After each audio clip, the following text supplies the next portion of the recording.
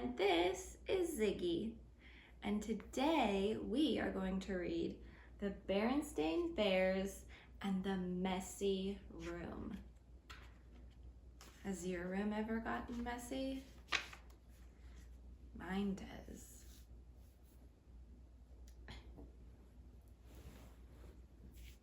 From the outside, the bear's treehouse, which stood beside a sunny dirt road deep in bear country, looked very neat and well kept.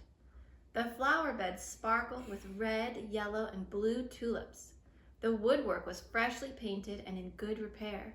The grass was cut and the vegetable patch was properly weeded. Even the bird's nest that perched on one of the treehouse branches was well trimmed. The inside of the bear's treehouse was neat and clean too. The pictures were straight, the piano was dusted, the kitchen was spick and span, even the basement was neat and clean. And if you think it's easy to keep a treehouse basement neat and clean, well, you've never tried to do it. Yes, the bear's treehouse was a lesson in neatness and cleanliness, except for one place. Brother Bear and Sister Bear's room. It was a mess.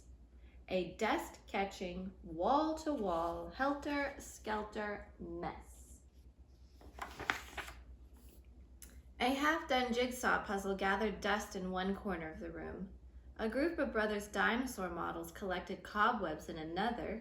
Sister's stuffed animals were everywhere. As for the cub's big storage closet, well, just be careful how you open it.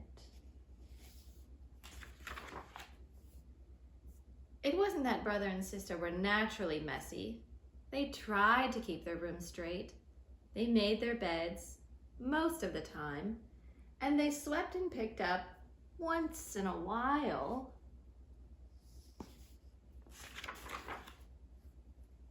The trouble was that when cleanup time came, they spent more time arguing than cleaning. How am I supposed to sweep with your dumb dinosaur toys all over the floor? Argued Sister. They're not toys, they're models. And don't move them. I'm working on a setup of the Pleistocene age. Brother protested. Pleistocene, Schmeistocene, shouted Sister. Not only was Brother and Sister's room a mess, but Brother and Sister were getting to be a mess too, always arguing about cleanup chores instead of sharing the job and working as a team.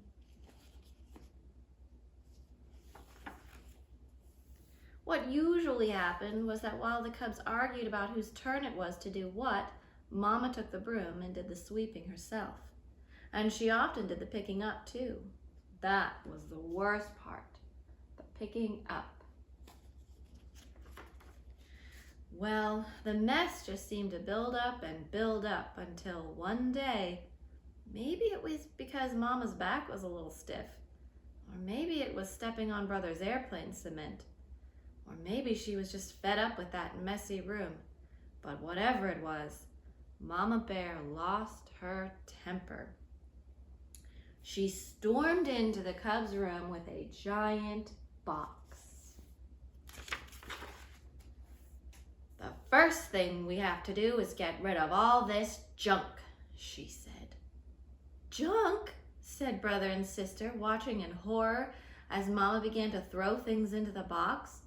My teddy isn't junk, screamed Sister. My bird's nest collection isn't junk, yelled Brother at the top of his lungs.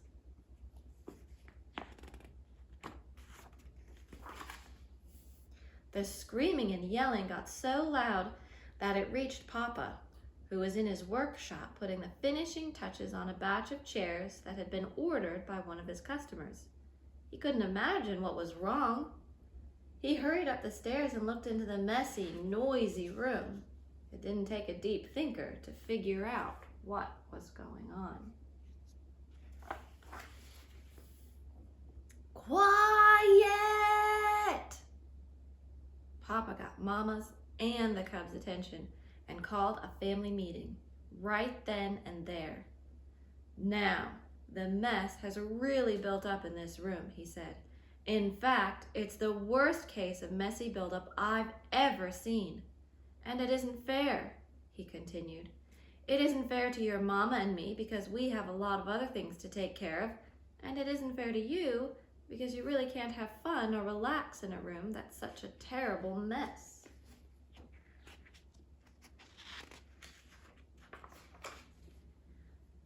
But Mama is putting all my things into that box, even my teddy, said Sister. And my things too, cried Brother. Then Papa got an idea. A box. Yes, he said. Better yet, a lot of different kinds of boxes.